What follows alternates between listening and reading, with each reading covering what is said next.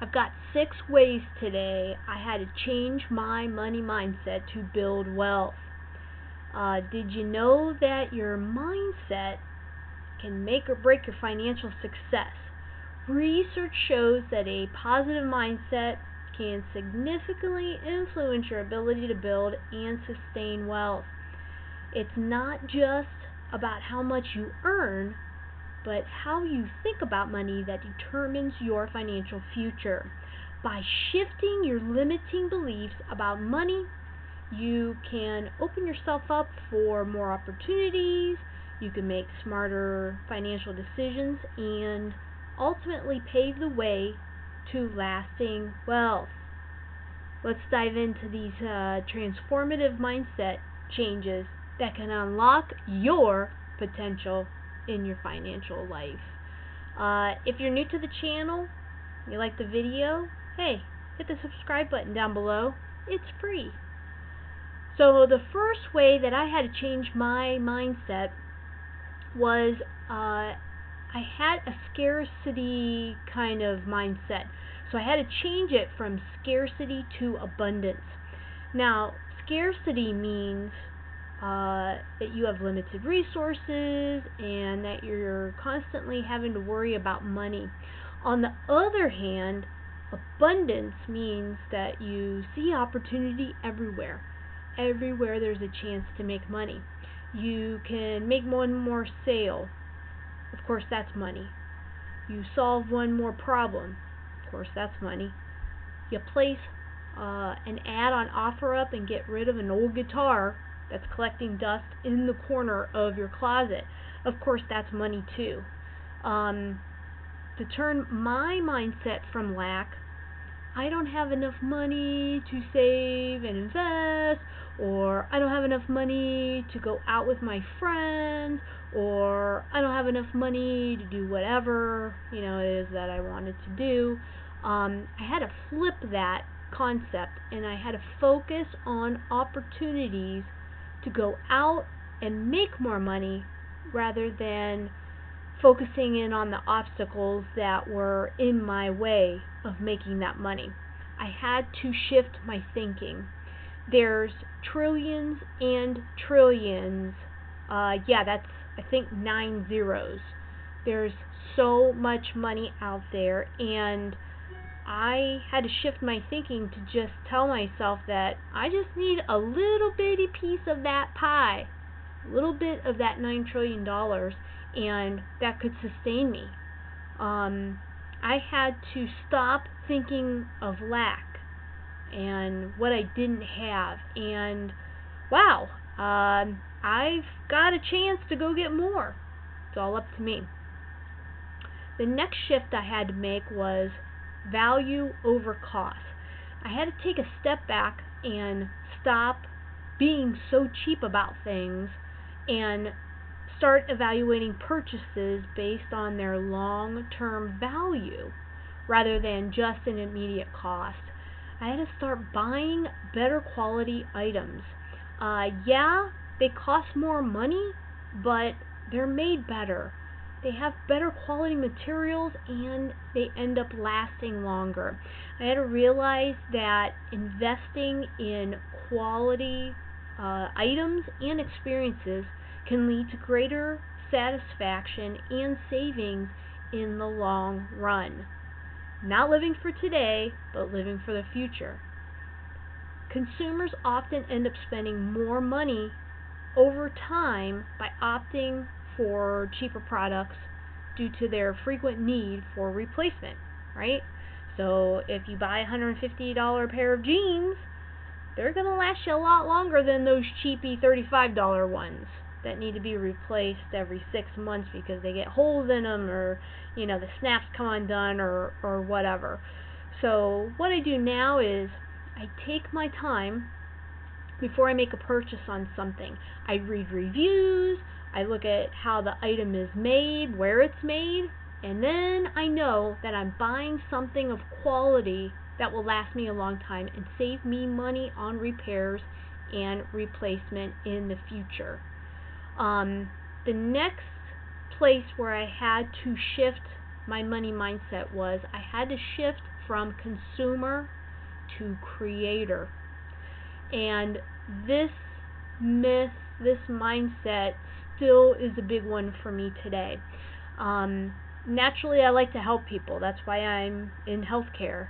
But I also like to create value too. Because of my actions, money is created. I'm rewarded for the help I provide. I may not get it right away, right that second, but it always comes back to me in the long run. So, for example, I've held free dental days for many, many years, doing free dental work for people in our community that couldn't afford it. I saved a bunch of time so that I could spend that time helping others, and I gave away almost $100,000 worth of free dental services, just by myself and from my team. And as a result, not only did I help a lot of people, but the community noticed it. They ran articles on me. I was, in the paper, all of that.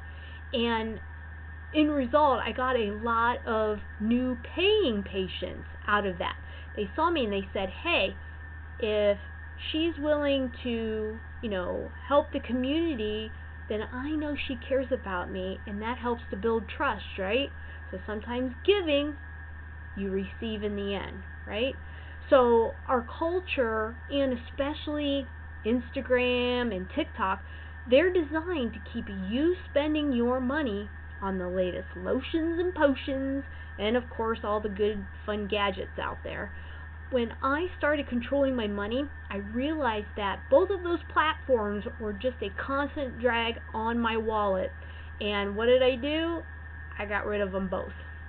Nope, I don't have any apps on my phone other than YouTube and, stuff for my finances. And this has been a revolutionary change for me. I turned from being a constant consumer, always being influenced by, the results and feeling bad about myself and wanting to improve things, and wasting all of my money on this stupid stuff, to now I am a creator on YouTube. I'm a YouTuber. I make content. I write. I make programs. What I do is I learn information that helps me build my money and my wealth, and then I bring it to you in video form and books and programs. This will lead to people watching it and finally monetizing my channel to make even more money. That was a revolutionary turn for me. Instead of consuming things, I now create it. The next mindset that I had to change for myself was to spend like the wealthy. Now, you may be thinking, well, how do people spend like the wealthy? I thought that, wealthy people spend lavishly on luxury goods. Well, most wealthy people are really the neighbors that are next door to you. They're not living in fancy houses. They'd rather have money in the bank and in their investments than they would having a new Ferrari that could get scratched or dinged up. Now, an example of this is kind of look at Warren Buffett. So he's worth like over $100 billion, and he still lives in the same 3,000 square foot house that he bought in 1958. And another thing that I thought was that wealthy people have unlimited power and they shop all the time and buy all kinds of stuff. But in reality, many wealthy people maintain strict budgets and financial plans. That's how they build wealth. They understand the importance of financial discipline and are often involved in managing their investments and expenses carefully. What's important to me? That was the next issue I had to solve for myself. Why did I want money or need to do sacrifice to build wealth? What do I want for the rest of my life? What I want financial freedom. I've talked about this in many, many videos. I want my investments to pay my expenses so I'm free to create more videos and write my books and do whatever I want as I learn and continue to learn to build wealth, so that at some point maybe I can help someone out there like you live a better life too. So that means that I have to act differently with my money than the typical American. Being in debt, not having a lot in savings, barely making ends meet. And I have to act differently. And I also have to act differently than I thought I did earlier in my life. I didn't grow up thinking that I could retire early or have enough wealth built up to allow me any kind of freedom like that.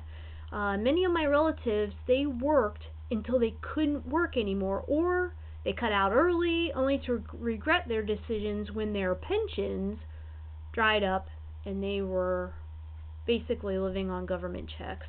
And I certainly didn't want to be like that.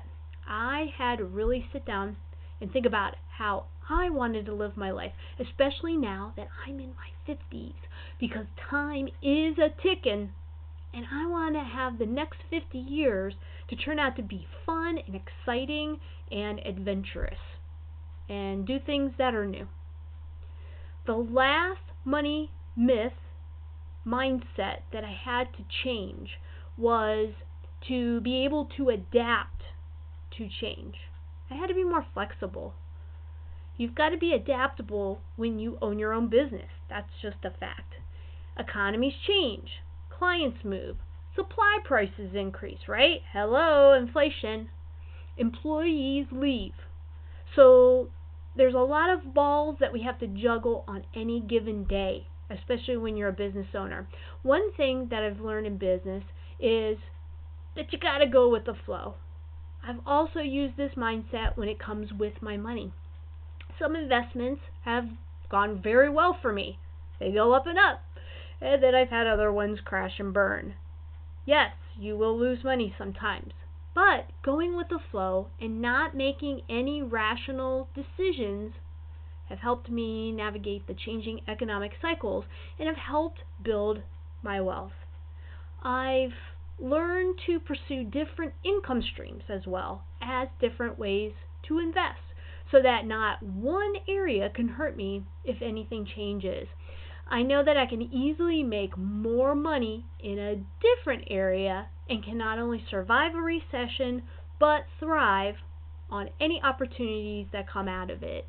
COVID definitely was a big moment that really got me to tune into my income streams and my investments. It really helped me get my money right. I completely changed what I was doing back then with my money, and it's led me to being very close to my freedom number because of those changes. There's so many myths and falsehoods around money out there that we all grow up with.